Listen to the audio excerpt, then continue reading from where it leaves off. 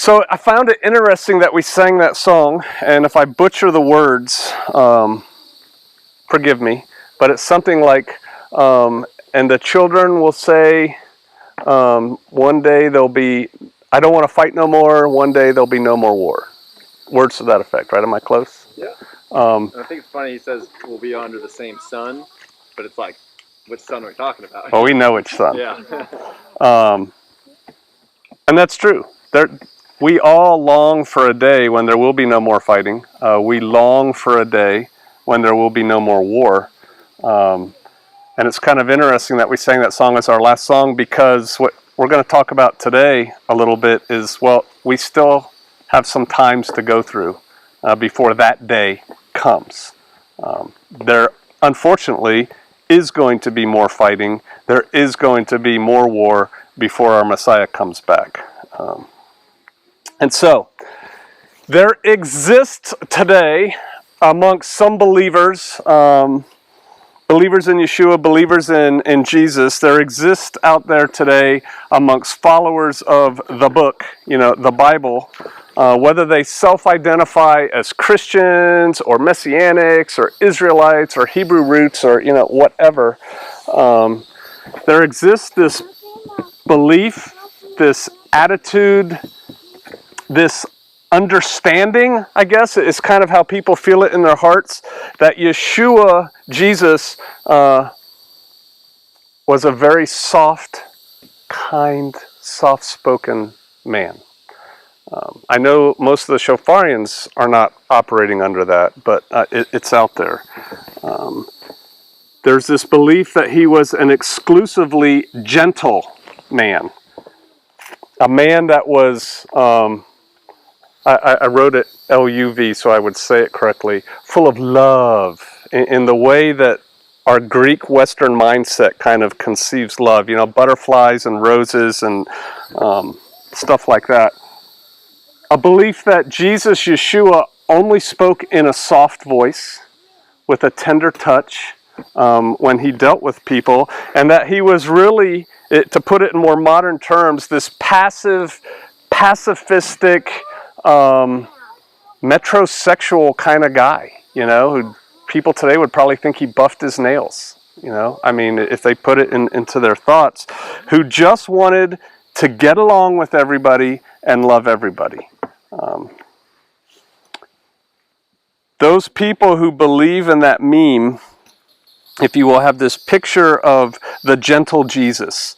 That's the one. We had this picture hanging up in our kids' nursery for 3 years. You can't hear me? We had this picture hanging up in our children's nursery for, until all three of them were raised. And it was of Jesus holding this baby lamb, right? And it's kind of that picture of Jesus that pervades a lot of people. Those people who believe this way, who think this way, get a lot of things right. But one thing that I found with these people that is correct is that they believe that we are to live a Christ-like life. If you talk to these people who talk that way, they're like, hey, I just want to live like Jesus did, and then they kind of go over here. I've talked a lot about those rubber bracelets similar to these that say WWJD, right? What would Jesus do? And then that's supposed to remind the person wearing that, that would Jesus do this? I need to live a Christ-like life, which we all should live a Christ-like life. Unfortunately, many of those people, they wouldn't admit this, but it's probably true, look down their noses at believers like most of us who are silly enough to think we have to carry guns for self-protection, because this is a very un-Jesus-like thing. Did Jesus carry a gun? No, he didn't. Did Jesus carry a sword? No, he didn't. And so it kind of goes that way. I think some people look at people like me, certainly, as some kind of like Neanderthal who thinks that you got to settle things with violence, and that's why you carry a gun. And that people like me just don't understand, God bless his heart, which is a southern way of saying everything is messed up about this person, but as long as we bless them, that we just don't understand the love of Yeshua, or the love of Jesus. Now, Matthew 5-38. Matthew chapter 5, verse 38. We can read. You've heard it. You have heard that it has been said, an eye for an eye. This is Yeshua, Jesus speaking. And a tooth for a tooth. But I say unto you that ye resist not evil. But whosoever shall smite thee on thy right cheek, turn to him the other also. So don't resist evil. Let evil roll over you. And so obviously, if Yeshua said that, and Yeshua said that, then you don't need a self-defense weapon. Right? If this is true, if this is the understanding. In Matthew chapter 5, verse 43. Yeshua again, Jesus again speaking, says, you have heard that it has been said that you shall love your neighbor and hate your enemy. But I say unto you, love your enemies, bless them that curse you, do good to them that hate you, and pray for them which despitefully use you and persecute you. So to put that in modern English, don't be hating. You know, don't worry about those people. You're supposed to love your enemies. And of course, loving your enemies translates into, for God's sakes, don't shoot them. Right? I mean, that's not much love if you're shooting somebody. I think that most people would agree, to the extent that they think about it at all, that the handgun of today is the sword of yesterday. It's a close-in personal weapon. It's not for long range or something like that. And we're familiar with in Matthew, again, we're just a lot in Matthew today, 26, verse 52. Yeshua's in the garden, and they come to get him. And in Matthew 26:52, then Yeshua, Jesus said unto him, put up again thy sword into his place, for all they that take the sword shall perish with the sword. Or as most people quote the verse today, all those who live by the sword will die by the sword. Right? And the sword is a handgun. I submit to you that it's kind of roughly equivalent. And so, with those verses that I just read, and that you read, something's out of kilter there. With understanding, these people who like to use those verses against people like me and perhaps against people like you think that we're out of kilter and that we don't understand this love that Jesus expresses. And when they read those verses in their Bible, those verses say what those verses say. Does anyone doubt that Yeshua said those things? No. We all know he said those things, right? So, who here believes that this is the Word of Yah, the Word of God? Good. That's a very good start, right? We'd have to do another sermon if we didn't. This was given to us for our instruction and for our understanding of Him, right? I mean, I believe that. And what we need to know is in here. So, today, what we're going to look at, which is why I thought it was interesting the song we sang, and the title of today's sermon is Believers and Violence. Because those two words don't typically go together, if you think about it. Because, no matter how you slice it, shooting someone is a violent act. Right? No matter what the reason, it's a violent act. All right. So, one of the first things we have to understand, if we're going to understand this at all, is that Yahweh, God, the Lord, in the King James, Old Testament version, does not change. Right? He doesn't change. There's no contradictions in the Bible. You've heard me say that before. If there's an apparent contradiction in the Word, it's because we don't understand what we're reading. We don't understand what we're hearing. Yahweh, God, which is probably could slew into another sermon, He did not change from one era to another era, from one dispensation to another dispensation. God did not change. We can read in Malachi, I am Yahweh, I am the Lord, I change not. Matter of fact, let's go there. It's right before Matthew. Let's go to chapter 3 of Malachi. Last book in the Old Testament. And we're not just going to I am Yahweh, I change not. We're going to read it because there's some gold in here. All right, so verse 1 of chapter 3 of Malachi. Behold, I will send my messenger, and he shall prepare the way before me.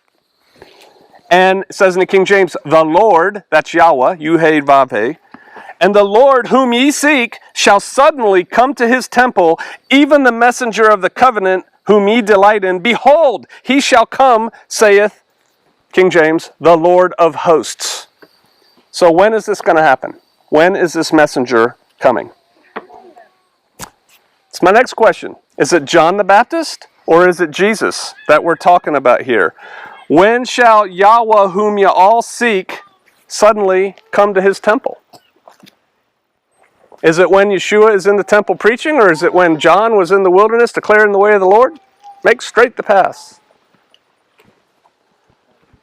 To figure this out, you got to see who's speaking. Who is speaking? No, thus saith Yahweh, the Lord of hosts. Yahweh, help me out, Sabaoth? Is that the word? Sabaoth, which means Yahweh of armies. The God of armies. See, when we read the Lord of hosts in English, in our English mindset, we say the Lord of hosts. And we think of hosts of heavenly angels. That's kind of how we think of it. Oh, he's God of all these pretty white angels floating up in the sky. Host is armies. And that's how it was interpreted when it was written. That's how people heard it when it was spoken originally. Yahweh, the Lord of armies. Verse 2, but who may abide the day of his coming? See, this is how we know we're not talking about John. We're talking about the day of his coming. Who will abide the day of his coming? And who shall stand when he appears? For he is like a refiner's fire, like a fuller's soap. And so this is actually speaking of two times simultaneously. From the time it was written, it was talking about what is now to us past when Yeshua came. If you will, the first time, just kind of allow me that. And it's talking about when he comes back to judge the second time. Now, when this was written, those were both future. But right now, one's past for us and one's future for us, the end times, the day of his coming. Verse 3, and he shall sit as a refiner and a purifier of silver, and he shall purify the sons of Levi and purge them as gold and silver, that they may offer unto Yahweh an offering in righteousness. Then shall the offering of Judah and Jerusalem be pleasant unto Yahweh, as in the days of old, as in the former years. So this is after the cleansing that this is going to be pleasant unto Yahweh. After the cleansing that's going to occur. Look at verse 5. And I will come near to you to give you a kiss. Is that what that says? No. It says, I will come near to you to judgment, and I will be a swift witness against the sorcerers, against the adulterers, against the false swearers, and against those who oppress the hireling in his wages, the widow and the fatherless, and turn aside the stranger from his right, and fear me not, saith, again, the Lord of hosts, Yahweh Sabaoth, the Yahweh of armies. And then here's the verse we came for. For I am Yahweh, I change not. Therefore, ye sons of Jacob are not consumed when he comes to judge. The sons of Jacob. So who is the sons of Jacob? Because it's kind of important. They're the ones who aren't getting consumed.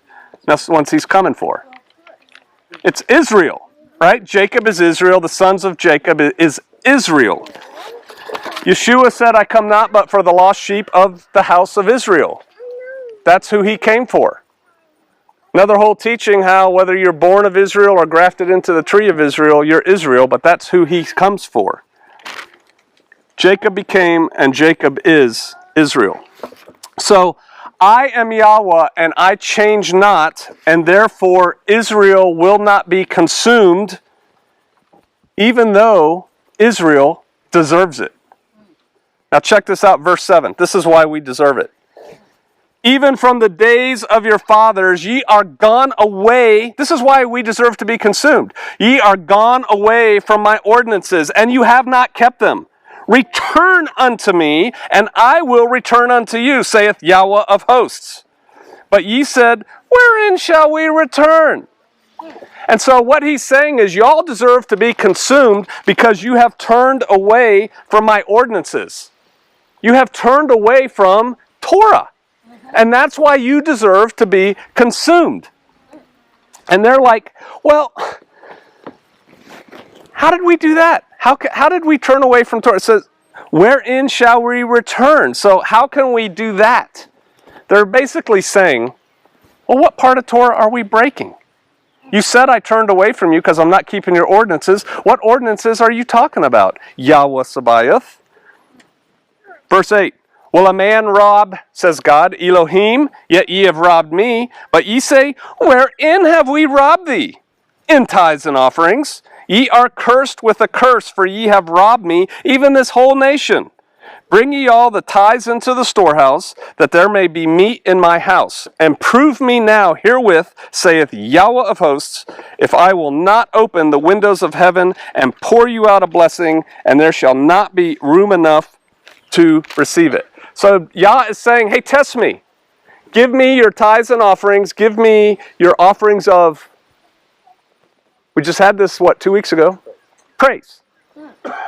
Praise him in all things. See if I don't return unto you blessings 100,000-fold. But if you don't, give your tithes and offerings. Verse 11, I will rebuke and devour for your sakes, and he shall not destroy the fruits of your ground, neither shall your vine cast fruit. Oh, this is if you do, If you do give your tithes and offerings, I will rebuke the devourer for your sakes. He shall not destroy the fruits of your ground, neither shall your vine cast her fruit before the time in the field, saith Yahweh Sabaoth. And all nations shall call you blessed, for ye shall be a delightsome land, saith the Lord of hosts. It's just hammering this aspect of Yahweh. The Lord of hosts, the Lord of hosts, the Lord of armies, Yahweh of armies, Yahweh of armies, Yahweh of armies. Why is it saying that? Because he's coming with these armies to judge, and if you're on his side, then you're not getting hammered by these armies. Your words have been stout against me, says Yahweh. Yet ye say, what have we spoken so much against thee? Ye have said, it is vain to serve Elohim. And what profit is it that we have kept his ordinance, and that we have walked mournfully before the Lord of hosts? These people are saying, so I don't keep Torah. So what? They have decided it is better to serve the world than serve Yah. What good is it to serve him? That's the question they're asking. What good is it to serve him? He just told you what he means about how to serve him. It's by keeping his Torah. And now they're saying, what profit is it in keeping his ordinance? Do you know it's hard to keep a job if you say, I'm not going to work on Shabbat? We had a sister, she was just here, Sister Jalan. She was in the executive training program for Walmart. They said, yeah, no problem, we honor your religious preferences. Until she got up to a certain level, and then they're like, yeah, no, this just ain't working. Now, they could probably legally come up with another reason, but the real reason was she wasn't pulling her Friday night, Saturday shift. Right? It's hard. And verse 15, and now we call the proud happy, yea, they that work wickedness are set up, yea, they that tempt God are even delivered. Yeah, those people who don't follow Yah's ordinances today, they're rewarded. Who is the prince of this world? Right now, it's given over to him, and he rewards those he wants to. So this gave the people something to think about. Look at verse 16. Then they that feared Yahweh spake often one to another, and Yahweh hearkened, and he heard it. And a book of remembrance was written before him for them that feared Yahweh and thought upon his name. And they shall be mine, saith Yahweh of hosts, in that day when I make up my jewels, and I will spare them, as a man spares his own son that serves him. Then shall ye return and discern between the righteous and the wicked, between them that serves God and them that serves him not. The only way to return is to return and truly follow him. And to do that, you follow his way. You follow Yeshua. Yeshua is the way. Yeshua is the embodiment of Torah. All right. I just couldn't let that part of Malachi go. We went here to look at, I am Yahweh, I change not. All right, he doesn't change. He doesn't change from the time he said all this. He hasn't changed his mind on that. He's still the same Yah. All right, so with that in mind, that he changes not, let's turn to Ecclesiastes. Towards the middle.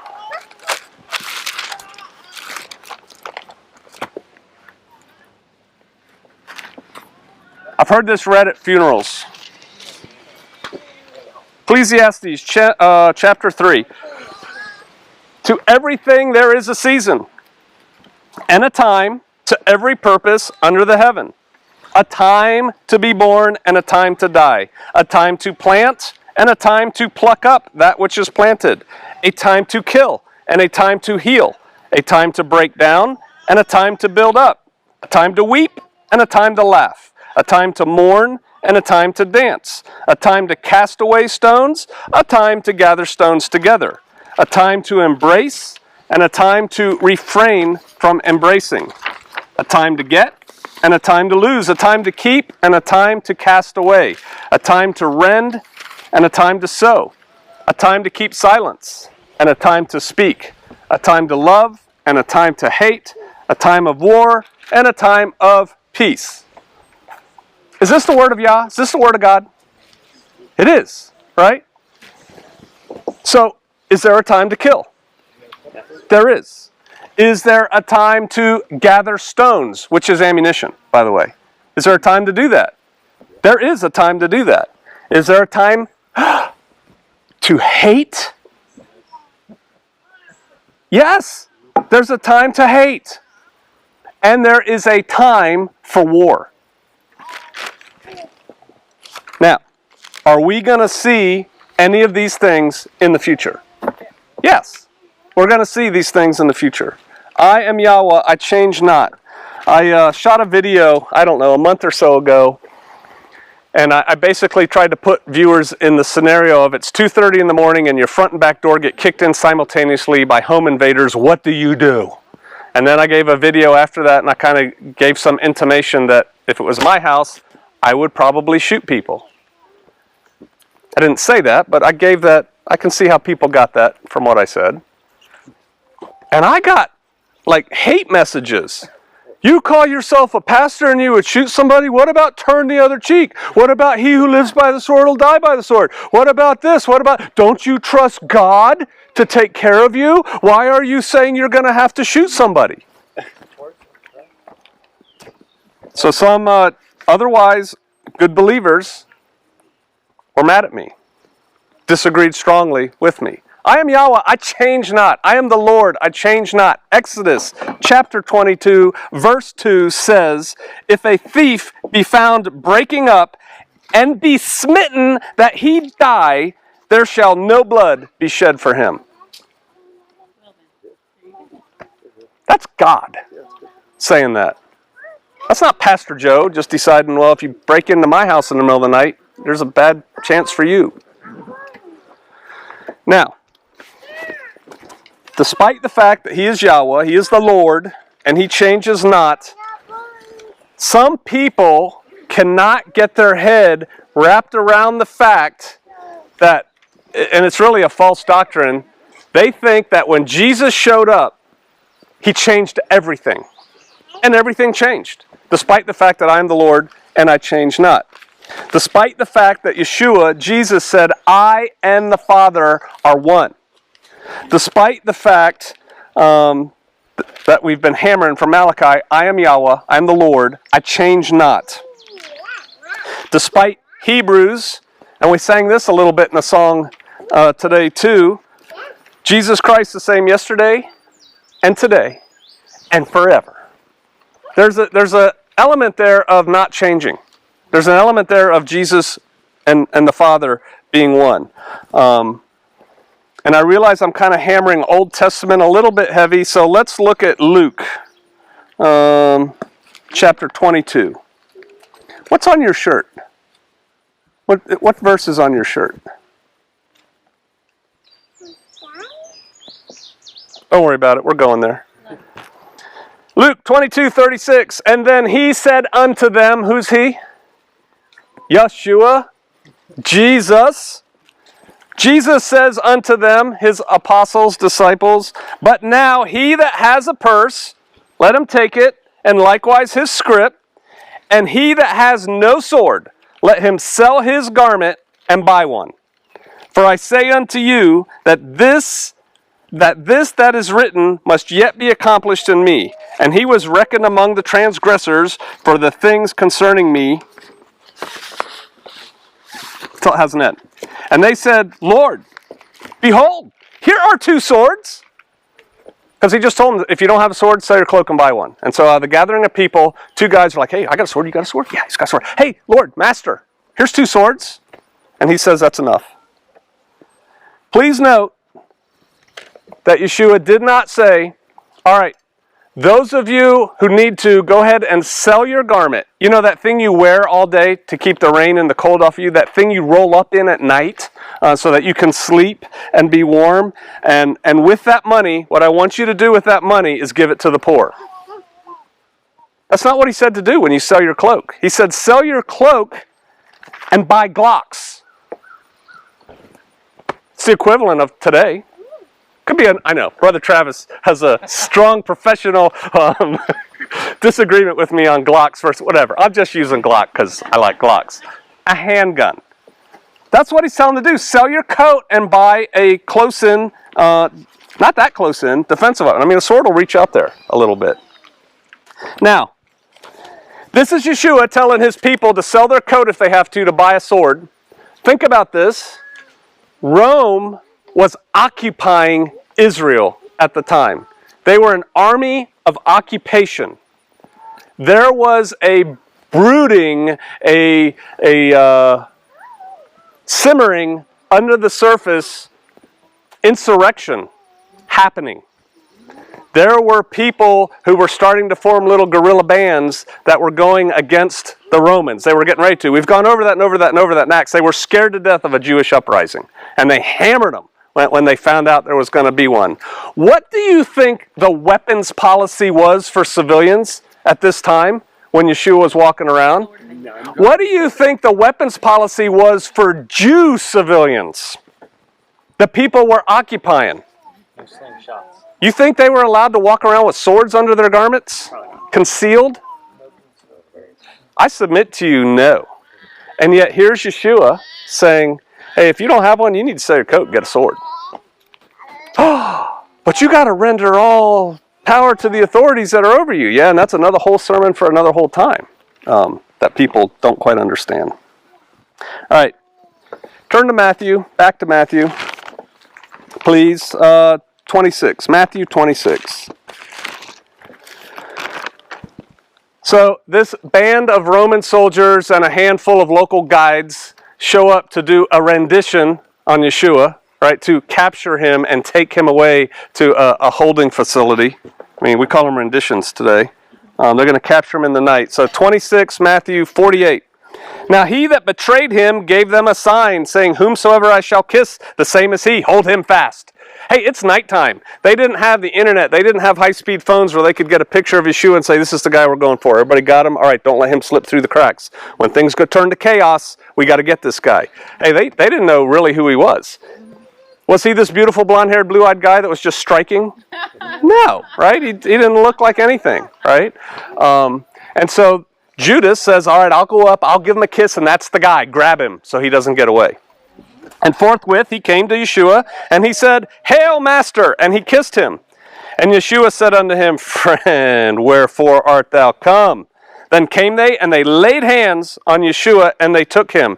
And behold, verse 51, one of them, now we can read in John 18:10 that one of them is Peter, right? One of them, which were with Jesus, stretched out his hand, drew his sword, and struck the servant of the high priest, and smote off his ear. Wow, that sword came out of concealment fast, and whack! I think the guy flinched the last second, and he just got his ear, right? I do believe Peter was aiming for center mass. Now this is Peter.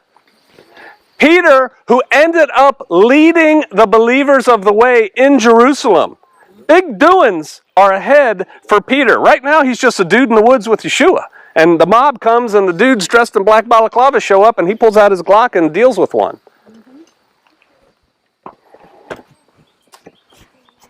Do y'all think that Yeshua knew Peter was packing heat? Right? Yes, he knew he was, I submit, illegally carrying a sword or carrying a weapon. Probably without a permit. Right? I don't think they gave permits to Jews, just little old Peter carry a sword around.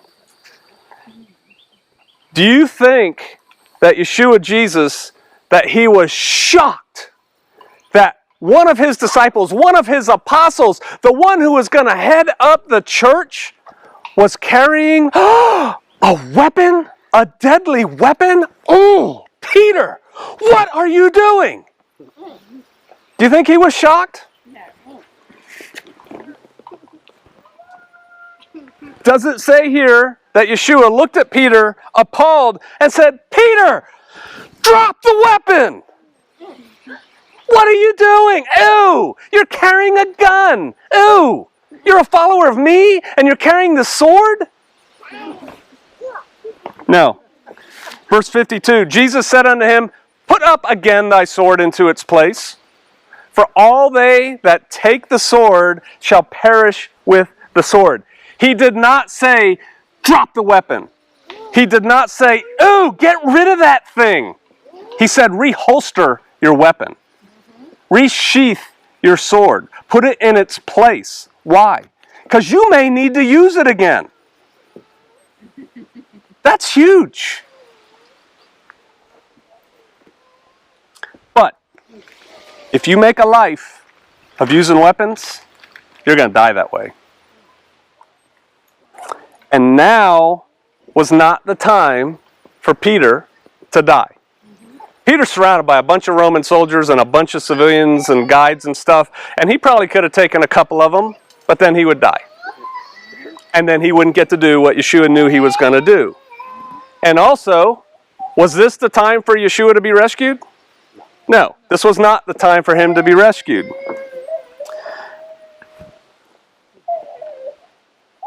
(53 and 54).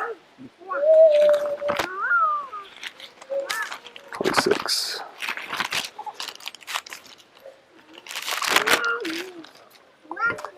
Yeshua said, do you not think that I could now pray to my Father and he shall presently give me more than 12 legions of angels? Anybody know how many's in a legion? I thought it was 1,000. Whatever. It's a legion per, right? There's 11 disciples, you know. Judas is probably kind of out of it now. And Yeshua, hey, we could get a legion of angels each. That would be enough to deal with this little motley crew in the middle of the night. Do you think that I cannot now pray to my Father, and he shall presently give me more than 12 legions of angels? But how then shall the scriptures be fulfilled, that thus it must be? Or in John 18:11, then Yeshua said to Peter, put up your sword into its sheath. The cup which my Father has given me, shall I not drink it? There is a time for everything, and it is time here where we're reading for Yeshua to be taken. But the interesting thing to notice there is he was not appalled that Peter had a sword. He just, now's not time to use that sword, Peter. So put it away. He didn't say throw it away. There is a time for everything, and there is a time for violence. Let's go back and look at those verses that some people don't quite get right and that they try to twist. Go to Matthew 5 so you can see it with your eyes. Matthew 5:38. Y'all have heard it. It's been said, an eye for an eye. This is Yeshua, Jesus speaking, and a tooth for a tooth. But I say unto you that you resist not the evil, but whosoever shall smite thee on thy right cheek, turn to him the other also. The first thing we have to understand about this is Yeshua is talking to Israelites. He's talking to Israelites who live with Israelites. And this smiting on the cheek, if somebody smites you on the right cheek, turn the left one so they can smite that one. This isn't about somebody as big and strong as Brother Travis doing a right hook. Well, that would come to the left side of my face. A left smash, left jab or whatever to my face. bam, and then go, oh, I'm barely on my feet. Go ahead, hit the other one too, and you're done. That's not what it's talking. It's an insult that they're talking about. It's like if you've seen those movies where there's a duel and the guy takes his leather black glove and he comes up and he smacks the guy in public in the face and goes, I'll see you on the sandbar at 9 o'clock, sir, or you're a coward, and everyone knows it. Did that hurt? No. I mean, it might have stung, but did it hurt? No. Is the guy in danger of his life there? No. That's what that's talking about, that smiting on the face. It's like, oh, you idiot. That's not like where somebody's fixing to do you harm. And so he's not talking about a self-defense thing. Matthew 5:43.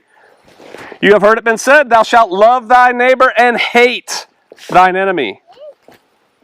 But, this is Yeshua speaking, I say unto you, love your enemies. Bless them that curse you. Do good to them that hate you, and pray for them which despitefully use you and persecute you. Love your enemies. He's talking about Israelites. They're living amongst Israelites. And to kind of understand the precept of this, I'm Yahweh, I change not. Jesus Christ the same yesterday, today, and forever. I and the Father are one. Go to Exodus chapter 21, please.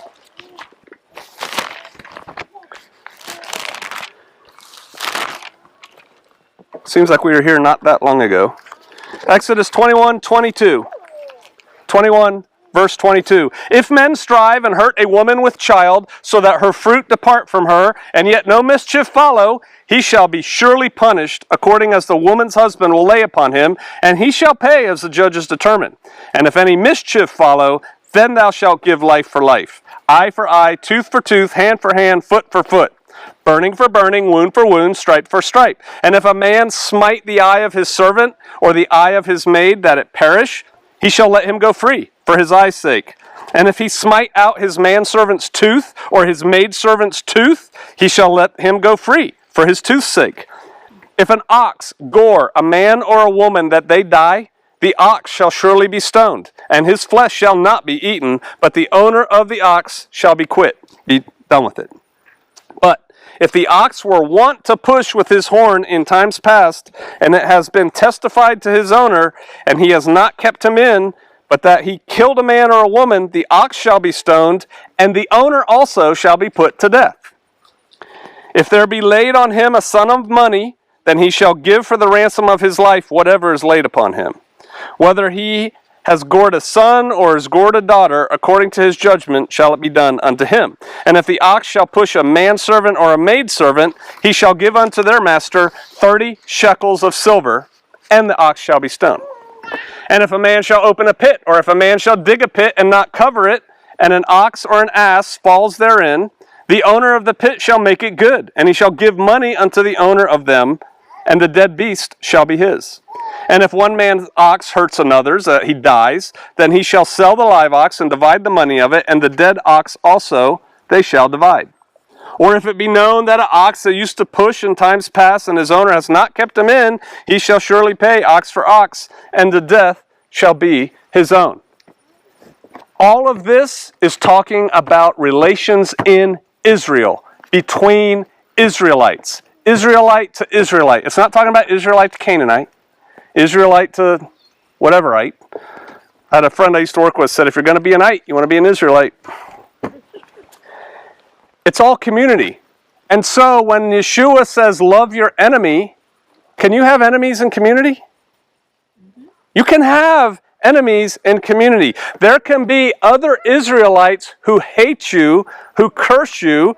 They're not living quite righteously as they should, but they can. I've got Israelites who strongly dislike me and who say bad things about me, and I say they hate me. They would never admit that, but they probably do. I definitely have my detractors. It's because I know a lot of Israelites, and I have a strong personality, and maybe I was wrong in some things, but I definitely have people who hate me. But I do love them as my brothers and sisters. I do occasionally pray for them. As I was preparing this sermon and I went through this, I purposely prayed for them. But you know, I do. And I bless them. Yeshua, Jesus, was not some lovey-dovey, pacifist guy with soft hands. And he's the same yesterday, today, and forever. And he is coming one day soon to judge. And that includes violence. Violence up before that, violence after that, during that, when the judging is happening, that's violence. In Matthew 10:34, Yeshua said, "Think not that I am come to send peace on the earth. I came not to send peace, but a sword." This is Jesus, God made man in the flesh, the same yesterday, today, and forever. I am Yahweh, I change not. He is the Lord of hosts, the Lord of armies. This is Yahweh, as we're reading in Joshua every week, and elsewhere, I guess, if you're doing your own reading, who told Joshua to lead the people across the river and kill everybody over there. Kill their critters in some cases. He hasn't changed. He's the same God. Now, there's reasons for that. Israel was, and I submit Israel still is, we're just coming to an understanding of that, a tribal nation. I also am working on a theory which isn't biblical, but I'm just going to put it out here because somebody may have something to add to that. I think living in tribes is a natural way of living. I think we've gotten away from that with modern technology, but that's another thing. But Israel definitely is a tribal nation, was a tribal nation. I believe they still are. And here's a fact. Tribes and warfare go hand in hand. They're all about warfare. Israel was armed. Israel was trained in the use of arms. And I submit Israel should still be armed, and Israel should still be trained in the use of arms. I know all about how we fight not against flesh and blood, but against these spiritual wickedness in these high places. But here's the reality. That spiritual wickedness gets into flesh and blood and uses flesh and blood as instruments of their will. And in that case, sometimes you need to use your sword, which is why Yeshua said, not drop that sword on the ground and never pick it up again. You are now a man of God. He said, put it back in the holster. Put it back in the sheath. The ultimate enemy is spiritual. The war is spiritual. But there are physical enemies and there are physical battles that are going to have to be dealt with along the way. And so go ahead and put on the full gospel armor. That's important. It's the most important thing. But when you do that, Brother Travis, make sure you strap on your Glock as well. All right, let's pray.